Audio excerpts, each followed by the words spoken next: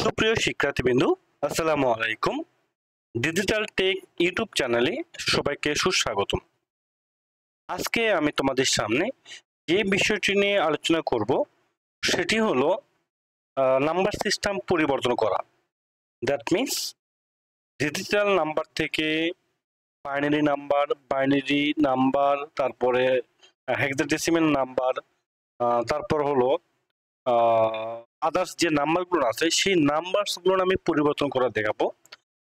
অবশ্যই ভিডিওটির সাথে থাকার জন্য অবশ্যই নতুন নতুন ভিডিও পাওয়ার জন্য সবাইকে জানাবো যে আমার চ্যানেলটি অবশ্যই তোমরা সাবস্ক্রাইব করবা এবং বেশি বেশি শেয়ার করবা। তাহলে চলে যাওয়া হোক আজকের যে আলোচনার বিষয়টা হলো, আজকের আলোচনার বিষয় আমার কি নাম্বার সিস্টেম পরিবর্তন করা। এগুলো অবশ্যই তোমরা জানো, এগুলো দরকার নাই। আমি এই অধ্যায় থেকে আমার হলো এখানে নাম্বার সিস্টেমের আজকে দ্বিতীয় ক্লাস। আর আমার প্রতিষ্ঠানের নাম BM laboratory school and college, সবাই জানো। শিকনফল আমি এই ইয়ে থেকে, ভিডিও থেকে বা এই লেকচার থেকে আমি কি কি শিখতে পারবো বা তোমরা সবাই কি কি শিখতে পারবা সেই বিষয়টি নিয়ে আমি এখানে দেখাবো।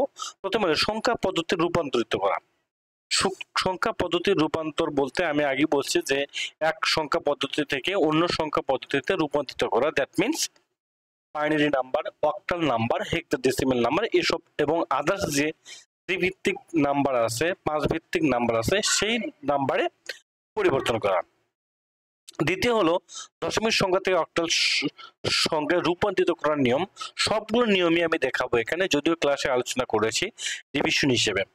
দশমিক সংখ্যা থেকে অন্য সংখ্যায় রূপান্তরিত করার জন্য আমাকে কি করতে হবে, রুলসগুলো দেখিয়ে বাইনারি সংখ্যায় রূপান্তরিতের জন্য এখানে দেখা আছে বাইনারি সংখ্যায় রূপান্তরিতের জন্য বারবার পূর্ণমান সংখ্যাকে আমাকে কি 2 দ্বারা ভাগ করতে হবে। কি করতে হবে? 2 দ্বারা ভাগ করতে হবে। এবং ভগ্নাংশ সংখ্যাকে কি দ্বারা? 2 দ্বারা গুণন করতে হবে। এটা বাইনারি সংখ্যায় রূপান্তরিত করতে গেলে। অক্টাল সংখ্যায় রূপান্তরিত করতে গেলে আমাকে কি করতে হবে? অক্টাল সংখ্যায় রূপান্তরিত করতে গেলে আমাকে এই 8 দ্বারা ভাগ করতে হবে। কাকে? বাইনারি আমার যে দশমিক নাম্বার আছে সেই দশমিক নাম্বারকে আমাকে 8 দ্বারা ভাগ করতে হবে। তারপরে হলো যে ভগ্নাংশ সংখ্যা আছে সে ভগ্নাংশ সংখ্যাকে আমাকে কি করতে হবে? 8 দ্বারা গুণন করতে হবে। অবশ্যই এগুলো আমি দেখাবো। পরবর্তীতে আরেকটা বিষয় হলো হেক্সাডেসিমাল নাম্বারের সেম প্রসেস। পূর্ণ সংখ্যাকে আমাকে কি করতে হবে? 16 দ্বারা ভাগ করতে হবে এবং ভগ্নাংশ সংখ্যাকে 16 দ্বারা গুণন করতে হবে। তাহলে দশমিক সংখ্যা থেকে অন্য সংখ্যায় বা হেক্সাডেসিমাল সংখ্যা অথবা আমার হলো আদার্স যে নাম্বার আছে সেই নাম্বারে কনভার্ট করতে গেলে কতক্ষণ পর্যন্ত? যতক্ষণ পর্যন্ত ভাগফল 0 না আসে ততক্ষণ পর্যন্ত আমার পূর্ণ সংখ্যাকে ভাগ করে যেতে হবে। কি করতে হবে? ভাগ করে যেতে হবে। তার পরবর্তীতে পূর্ণ সংখ্যাকে ভাগ করে প্রাপ্ত ভাগশেষগুলোকে আলাদা করতে হবে। তাহলে আমি কি বলছি? ভাগশেষগুলোকে আমি কি রাইট সাইডে রেখে দিয়েছি অ্যারো চিহ্ন দিয়ে, তোমরা অবশ্যই দেখেছো। তারপর কি নিচে থেকে উপর দিকে সাজাতে হবে। বাইনারি নাম্বারের ক্ষেত্রে আমার মোস্ট সিগনিফিকেন্ট বিট থেকে লিস্ট সিগনিফিকেন্ট বিট পর্যন্ত এবং আমার অন্যান্য নাম্বারের ক্ষেত্রে মোস্ট সিগনিফিকেন্ট ডিজিট থেকে লিস্ট সিগনিফিকেন্ট ডিজিট পর্যন্ত আমাকে কি করতে হবে? সাজাতে হবে। তারপরে যতক্ষণ ভগ্নাংশ মান 0 না হয় ততক্ষণ পর্যন্ত ভগ্নাংশ গুণ করতে হবে। এটা ভগ্নাংশের ক্ষেত্রে আমার কি কন্টিনিউয়াসে 3টা নিতে বলছি মিনিমাম। সেই জিনিসগুলো আমরা দেখো, আসলে প্র্যাকটিক্যালি না দেখা পর্যন্ত তোমরা বুঝতে পারবে না।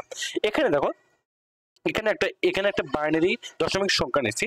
দশমিক সংখ্যা আমরা কেমনে বুঝবো? এই দশমিক সংখ্যার বেজের মাধ্যমে আমরা বুঝবো এটা আমার দশমিক সংখ্যা।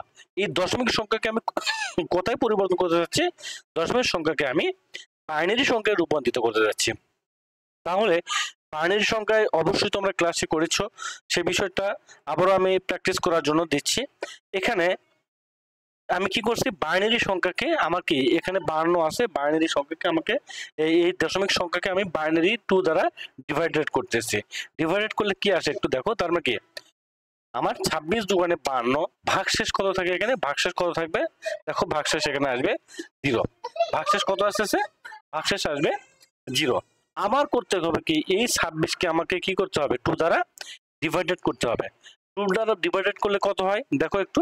2 দ্বারা ডিভাইডেড করলে 13 আসে। 13 দুগুণে 26। ভাগশেষ কত থাকে?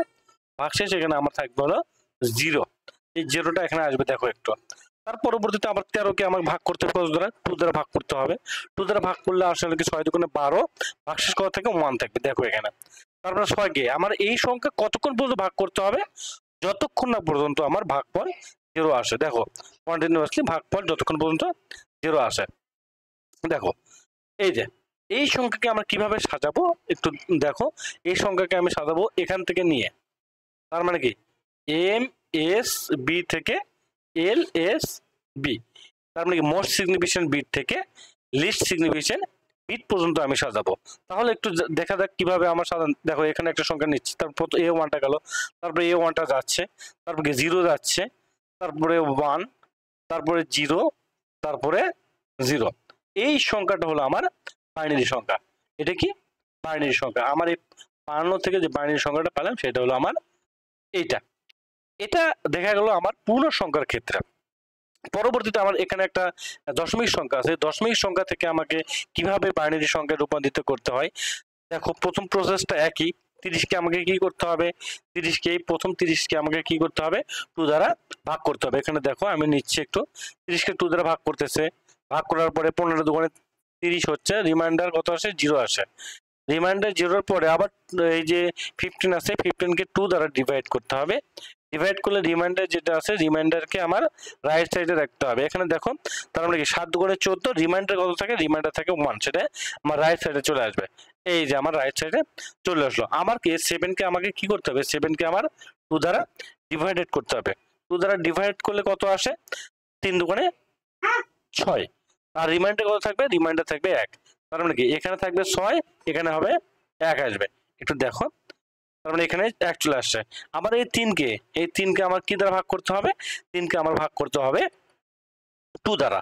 কতক্ষণ পর্যন্ত ভাগ করতে হবে? আমি আগেই বলেছি যতক্ষণ পর্যন্ত ভাগফল আমার 0 না আসে। এগুলো সবকিছু কিন্তু আমার কি ভাগফল, তাই না? ভাগফল। তার মানে দেখো 3 কে আবার 2 দ্বারা ভাগ করলে 1 হয়, আর ভাগফল শেষটা কত থাকে? ভাগশেষ থাকে 1। আবার কি 1 কে আবার 2 দ্বারা ভাগ করতে হবে। 1 কে ভাগ করলে কি হয়? 0 হয়, আর রিমাইন্ডার মানে ভাগশেষ কত থাকে? ভাগশেষ থাকে 1। এই প্রসেসে আমাকে কি করতে হয়? দশমিক সংখ্যা থেকে আমি বাইনারি সংখ্যায় রূপান্তরিত করলাম। কোন সংখ্যার ক্ষেত্রে এটা? এটা হলো ইন্টিজার নাম্বারের ক্ষেত্রে, দ্যাট মিন্স পূর্ণ সংখ্যার ক্ষেত্রে আমার এটা। আর ভগ্নাংশ সংখ্যার কি ক্ষেত্রে কি বলে? আমি যে রুলস গুলো বলেছিলাম, ভগ্নাংশ সংখ্যার ক্ষেত্রে আমাকে এই যে ভগ্নাংশ 0.25 আছে, 0.25 কে আমাকে 2 দ্বারা মাল্টিপ্লাই করতে হবে। এখানে দেখো এটা আমি সাধারণত দেখানোর সমস্যা নেই। এখানে দেখো তার মানে 0.25 কে আমাকে ভাগ করতেছি, কত আছে? 50 আসতেছে না? তার মানে কি 0।